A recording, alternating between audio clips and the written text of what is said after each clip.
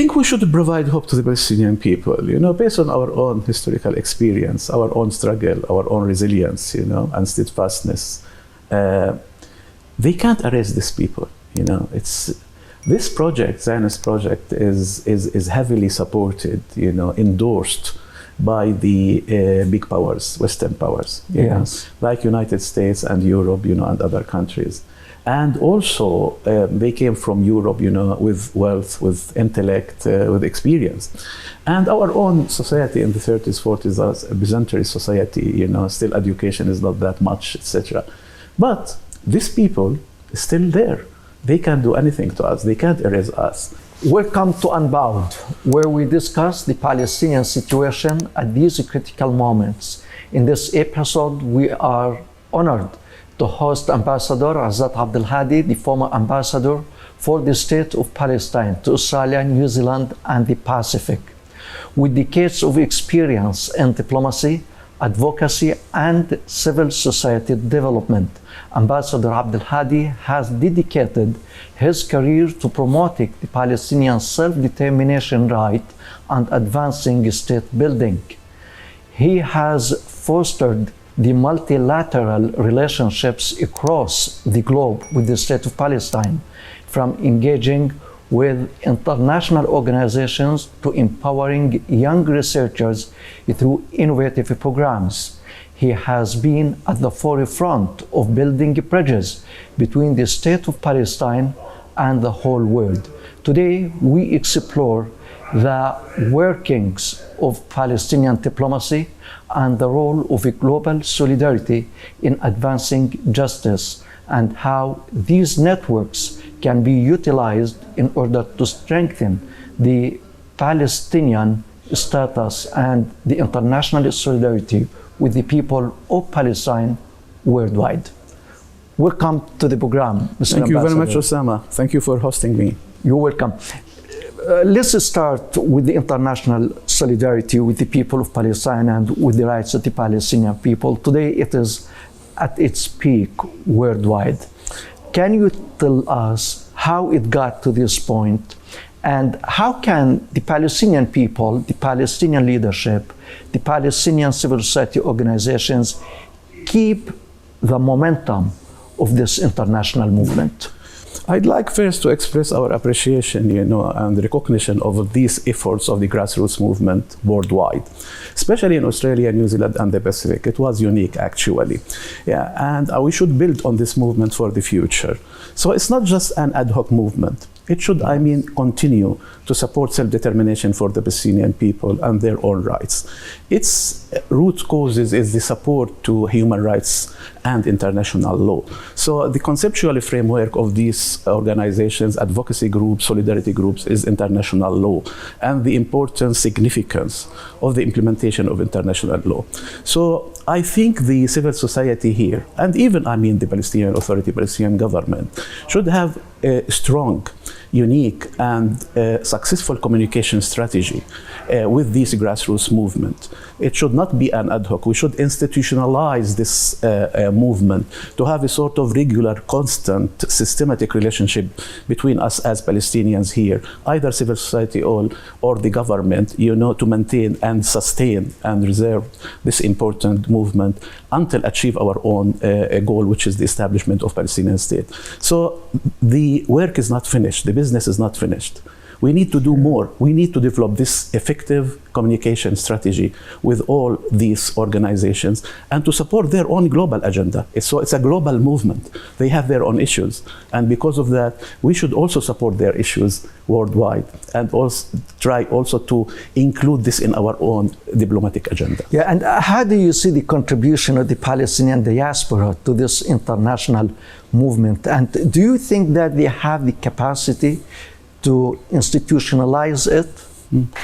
Look, I think there are some problems with the work advocacy of the Palestinian diasporas, which is still, the division between different factions, different views, different strategic views about the future of Palestine, what states solution etc. Yes. This kind of discussion, it's not bad. It's an intellectual, conceptual discussion among different groups in the Palestinian community.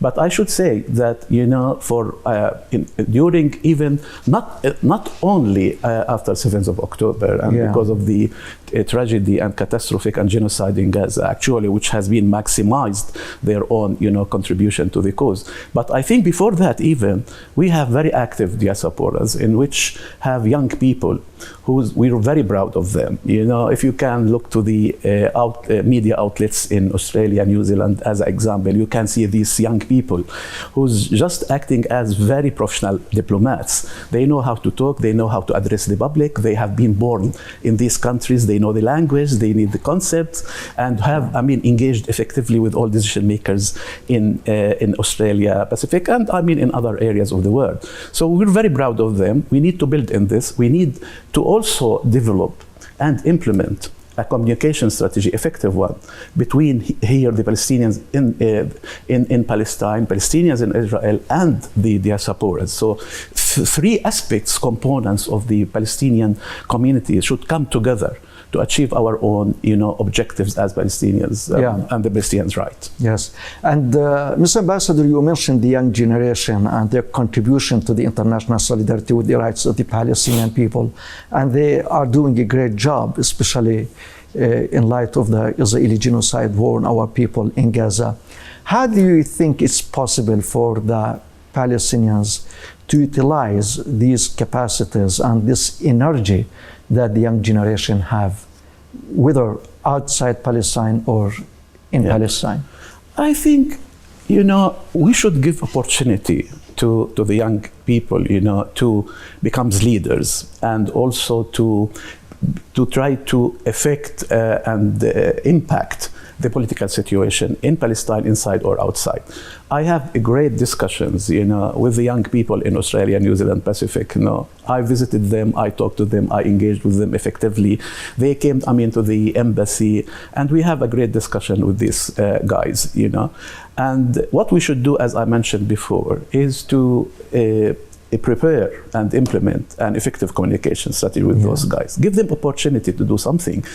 And I think because we want to hold and organize elections, elections will open the Palestinian political system and provide opportunity to young people, to represent themselves.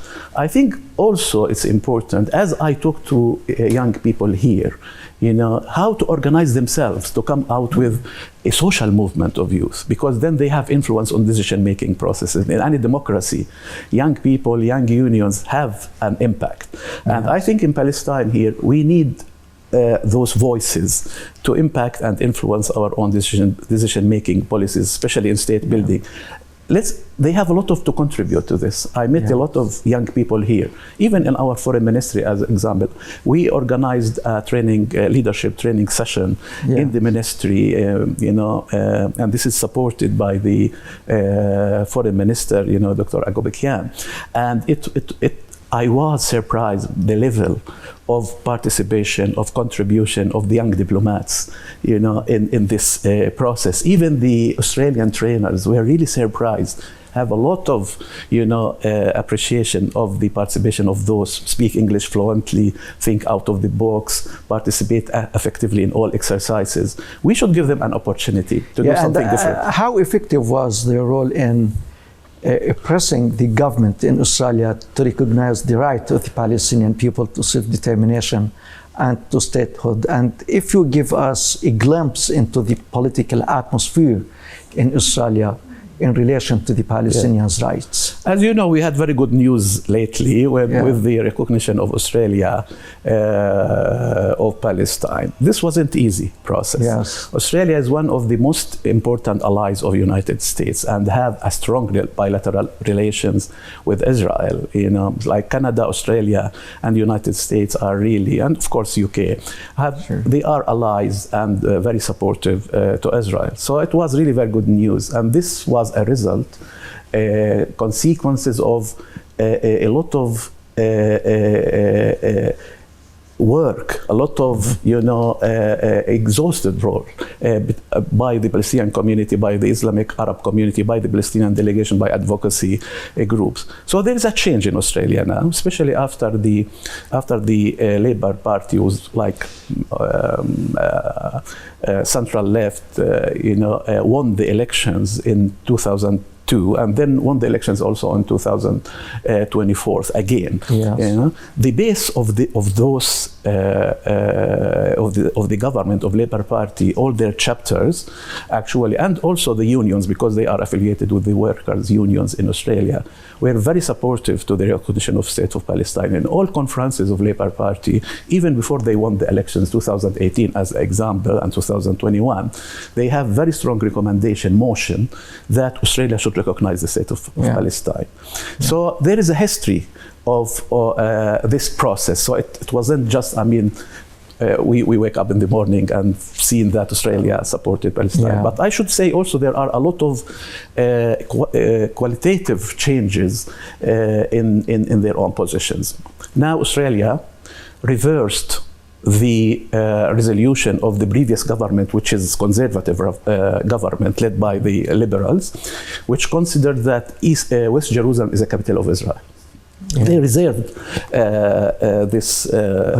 reversed this resolution, and also now they called the East Jerusalem, West Bank, Gaza occupied Palestinian territories. This is the official term used by the government, and of course recognition of a State of Palestine. They changed their own voting patterns in United Nations for the support the Palestinian resolutions there, support the advisory opinion of the International Court of Justice, support also ICC, the International Criminal Court, and provide more than $124 million now to Gaza, and also, advocate for a ceasefire in Gaza. So there is a sort of substantial change in the political position of Australia, and hope New Zealand will follow soon, but it's governed now by Conservative Party. If it's Labour, it will be different, because New Zealand position much better than Australia position before this recognition, because they were under Labour. So this is one thing. Second issue is very important also, is our public diplomacy issue, our own relation to civil society in Australia. Public diplomacy, especially in our case, is very significant and very important. So we need to maintain a close relationship with unions, faith-based organizations, NGOs, social movement, academics, etc. Palestinian embassy in Canberra was all the time adopted and implemented a significant strategy to communicate with all civil society organizations there, and try to raise the awareness of the public, and networking with this organization to support Palestinian rights. And third diplomatic tool was Parliamentary Friends of Palestine. So we established structures either in the federal parliament or on the state-based parliaments, in which we have a committee used as a tool vehicle, within these parliaments to affect and impact the government positions towards the right of Palestinians.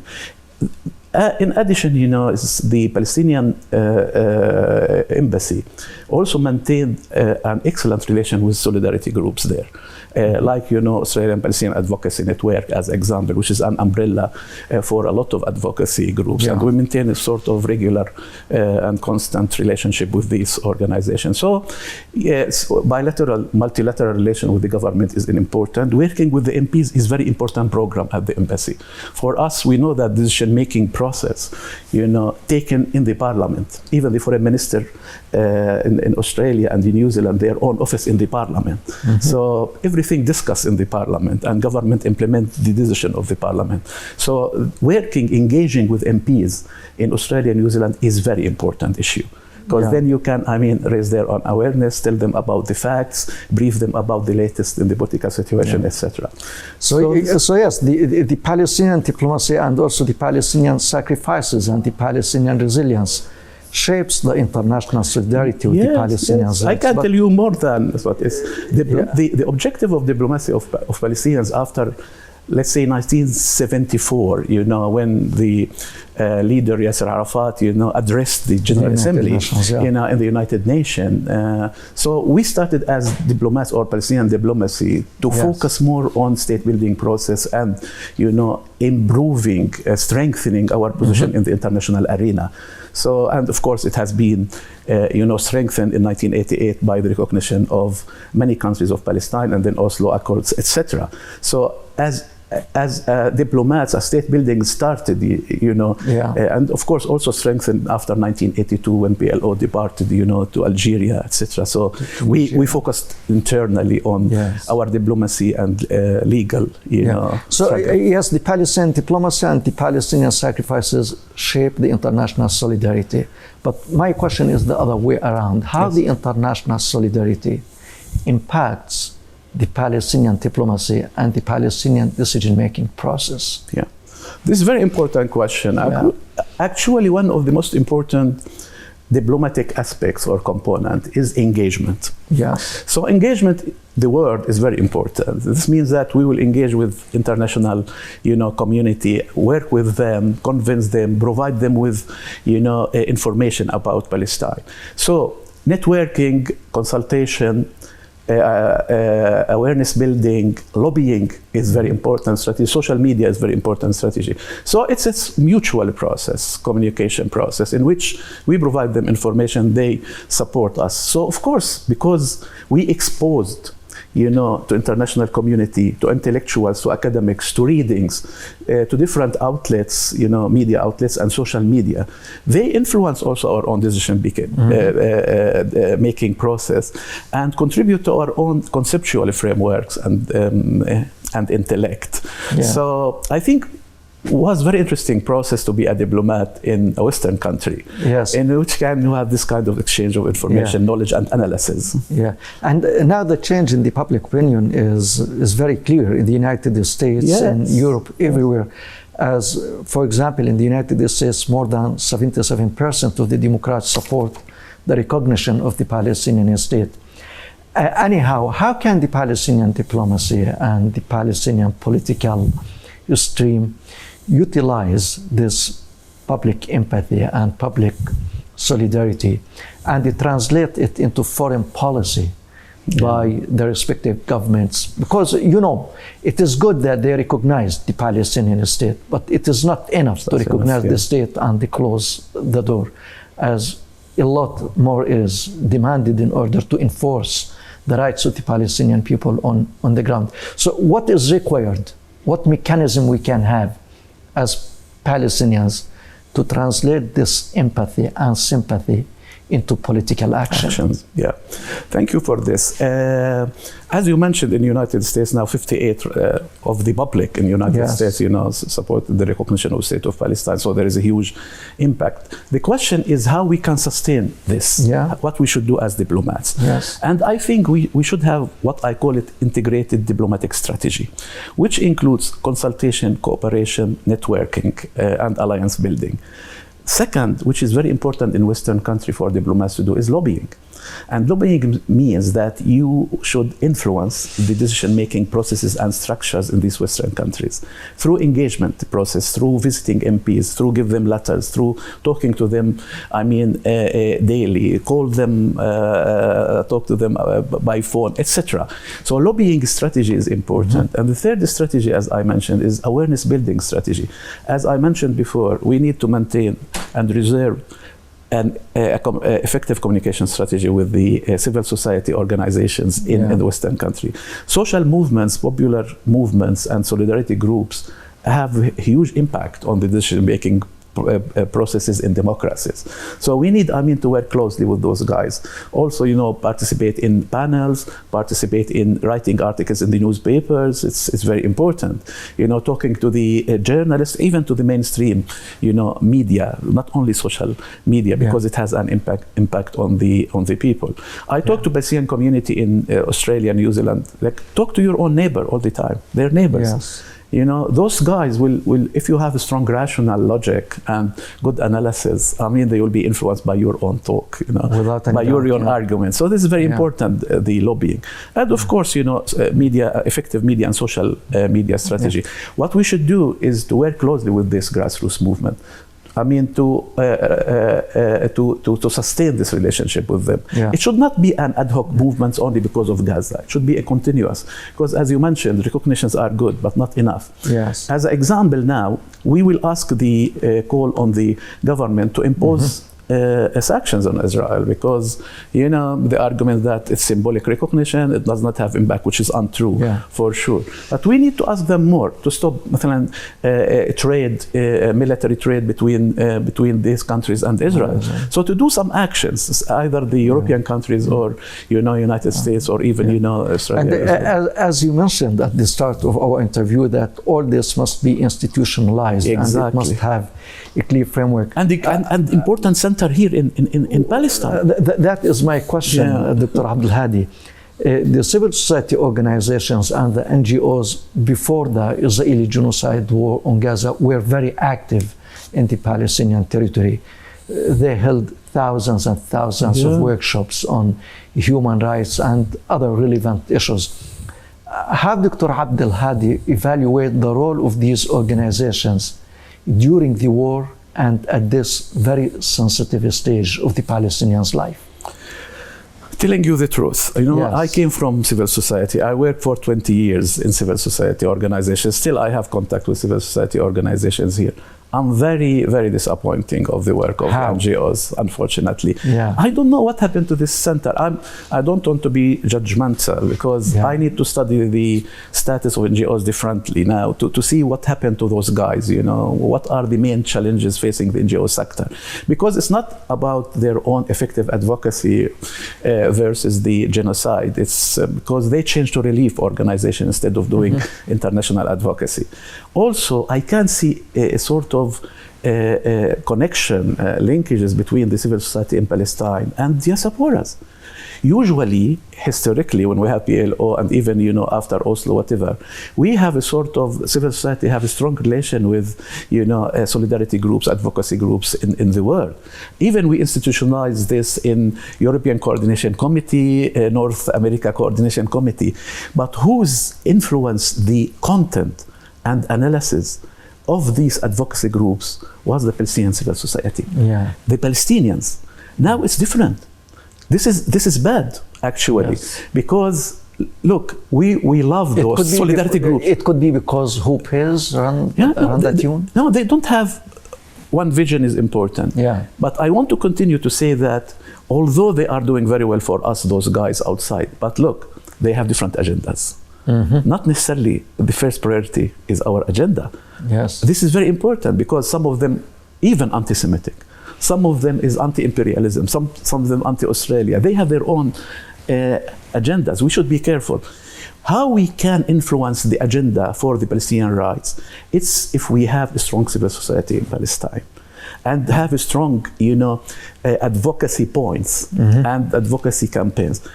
When I was, not because I was when I was in the civil society organization, we have very strong advocacy for Palestinian human rights against the Israeli occupation, issue a lot of statements, do rallies, establish an excellent relationships with solidarity groups in the world, etc. Now I can see it. Yes. I think it's in Australia. I was all the time talking to Palestinian community that you should have the lead. Yes. Yeah. And that leads me to this question. We know that the Israeli occupation government committed war crimes against humanity, is genocide against the Palestinians in Gaza. And now there is a ceasefire. Of course, Israel is not committed completely to the ceasefire deal, and they kill Palestinians and injure Palestinians every day in Gaza. But anyway, it still holds. But this doesn't mean that the people should forget and forgive the Israelis who murdered the Palestinian children and the Palestinian women and the civilians. And the Israeli Prime Minister is wanted by the ICC. Now the Americans and other people around the world, I mean the official people, are trying to whitewash the Israeli occupation government and like to, not to let the international judicial body to pursue the Israeli Prime Minister. What role we can have as Palestinians, whether the official level or the civil society organizations, all the people, keep the genocide issue as a pressing issue on the agenda of the international courts and at the different chambers of the United Nations? Yeah, as you said, we should not forget. This is very important. We can't sacrifice all those, martyrs in Gaza and this humanitarian tragedy and this genocidal attack by Israelis on Gaza. We should continue the work on the legal level and the diplomatic level, to show facts, to tell the international community about what's happening in Gaza. I think the Americans want to provide a shield to the Israelis now after the recognition, and then as if nothing happened. I think continuation is very important of our own efforts. I think we are doing well. The issue now is that Palestinian Authority should return back to Gaza. We should, focus on the integration and relationship between Gaza and West Bank, because the goal of the Israeli government is to defeat this notion of Palestinian state. This is their own objective. So we need to activate our own diplomacy. We need, to do the same rate and try to put more pressure on governments, to impose sanctions on Israel and, to even utilize their own diplomacy pressure on Israel to withdraw from Gaza and to allow also, Palestinian Authority to go back to Gaza. So I think there is a lot of work. It's a beginning. It's not at the end of the process. Because when we talk about recognition of State of Palestine and building a Palestinian state, this needs a lot of efforts. It's a joint effort between all components, aspects of Palestinian community. So we need, to really mobilize the private sector, mobilize the civil society, mobilize the international community, private sector in diasporas, academics, students, to do more for Palestine. The problem is, and still a problem is, this kind of division about the strategic objective of Palestine. Because in Australia, as an example, because they are refugees, they are not so interested in establishing a Palestinian state. For them, is right to return or one-state solution, one democratic state. Because they thought after Oslo, they were ignored, abandoned by us here, and focused on West Bank, Gaza, and East Jerusalem. So the most important now issue is try to unify the Palestinian people through a vision. I'm not saying unification doesn't mean for me is like factions come together. It's the people, Sure. And to show leadership in providing enlightened leadership and vision and the strategy to all Palestinians, either in Israel or in diaspora or in the West Bank. So we need to continue the work. It's not finished. We should, have this kind of vision, strategy, and implementation strategy and communication strategy with all aspects of Palestinian people. There are a lot of things to do. It's not the end of the process. It's the beginning of the process. Yeah, and let me ask you about your opinion of a Trump plan. We know that it enabled us to get to this point, to ceasefire. We no longer see the Palestinians in Gaza murdered in hundreds every day, which is very good.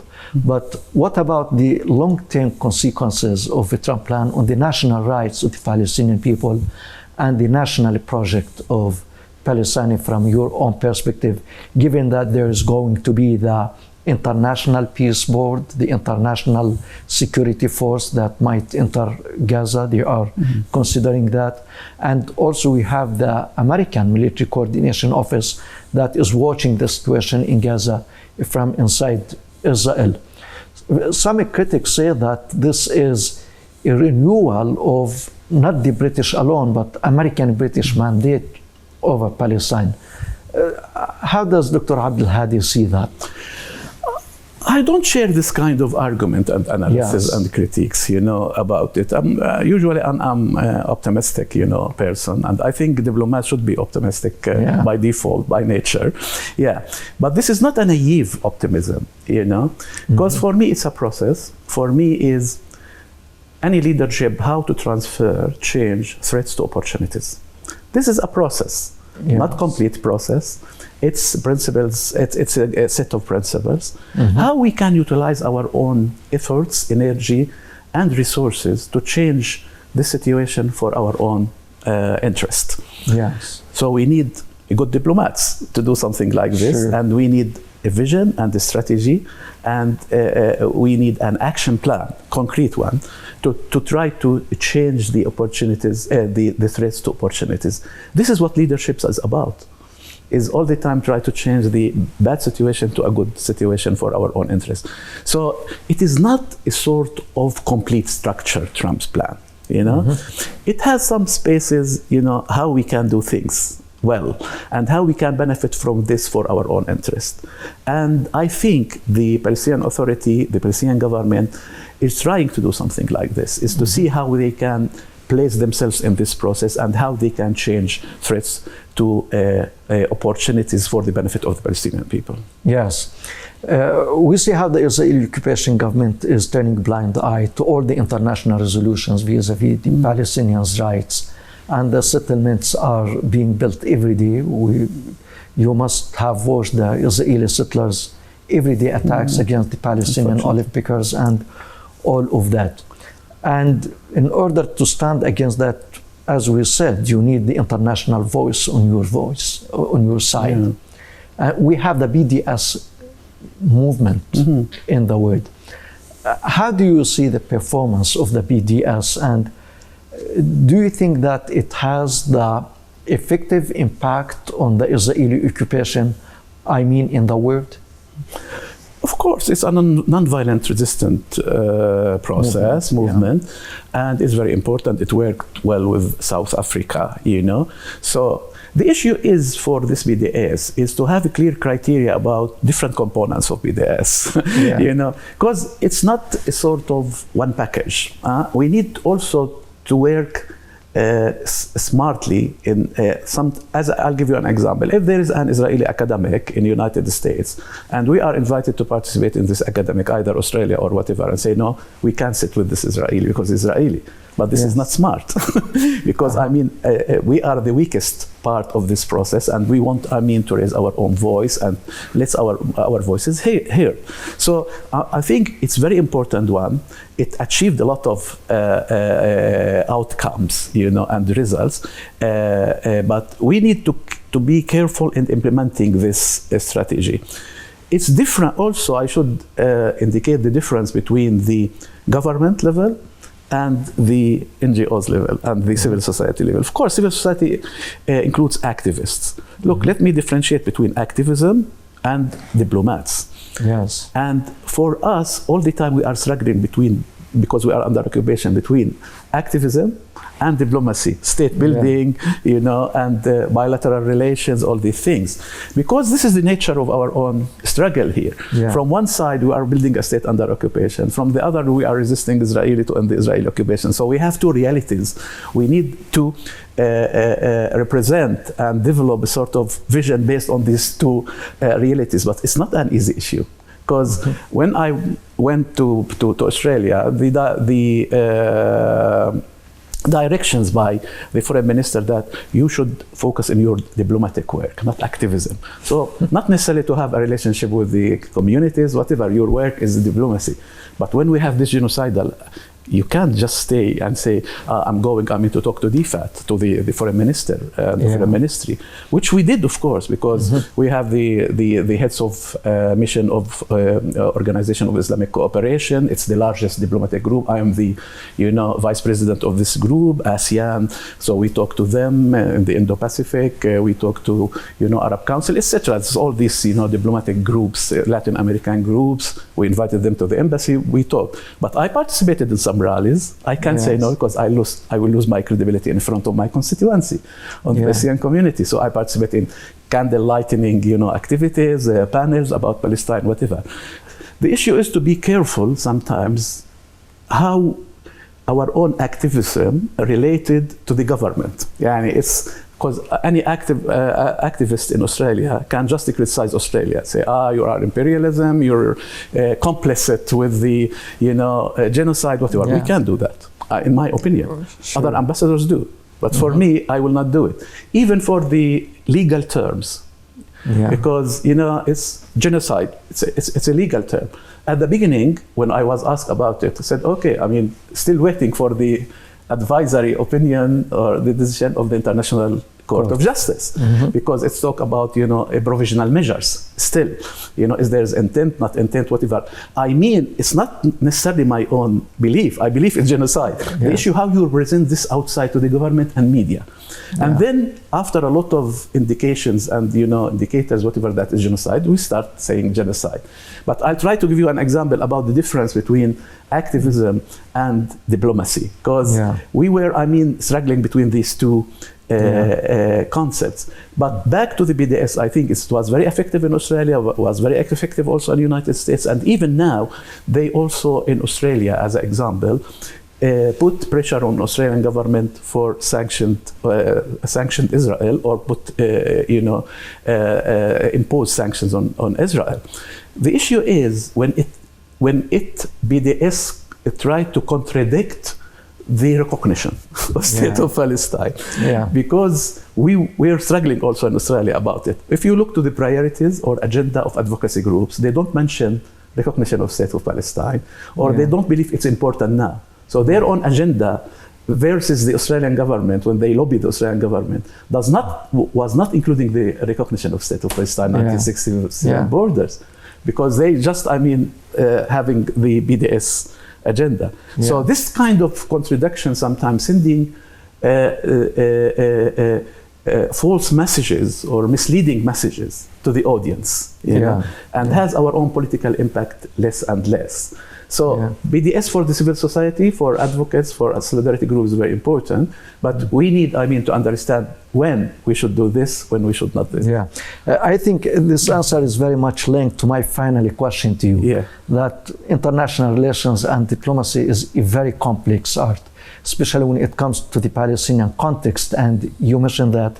And the question that many people always have on mind, how the Palestinian diplomacy can navigate these relations with regional and global powers without sacrificing the independence of the Palestinian character and the Palestinian decision, and at the same time what is required from the Palestinian political and diplomatic level, as you mentioned, in the fight against the Israeli occupation, as our mission is not only limited to diplomatic act. You need to talk with the grassroots organizations, with the activists.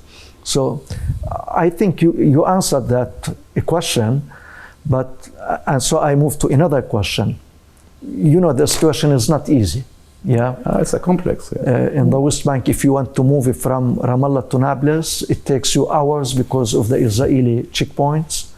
You might get attacked anytime by the Israeli settlers. In Gaza, people have no houses, people are still starving, a lot of horrors. But you told me that you should be optimistic. So where do you get this optimism from? Where do you get your hope from?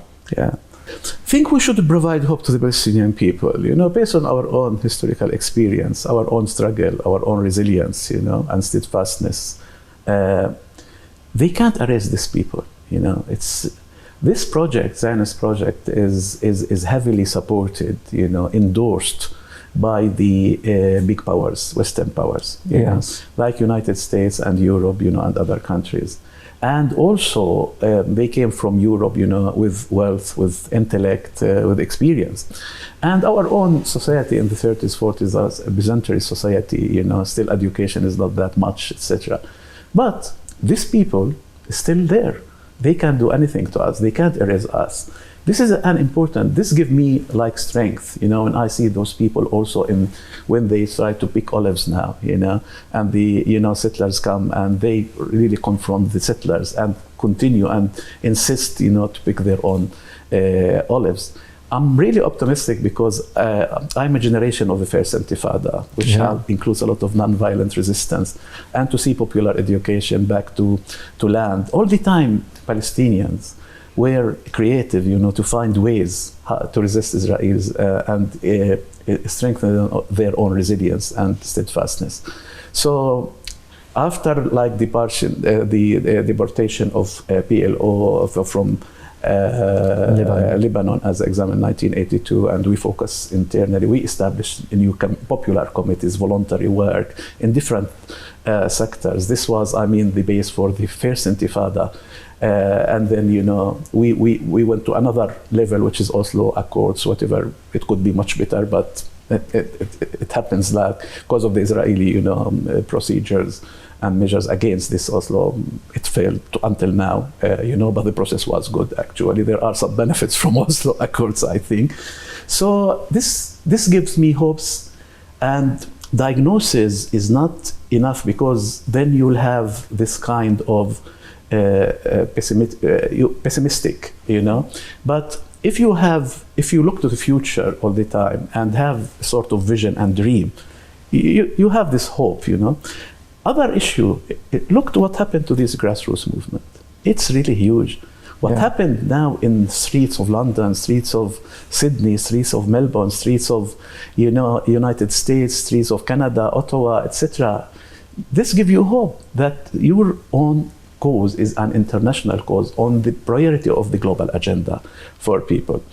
As one said, it's Palestinianism becomes a symbol and content of all advocacy group in the world. It becomes their own cause, Mm-hmm. So I think this gives us hope, It's important.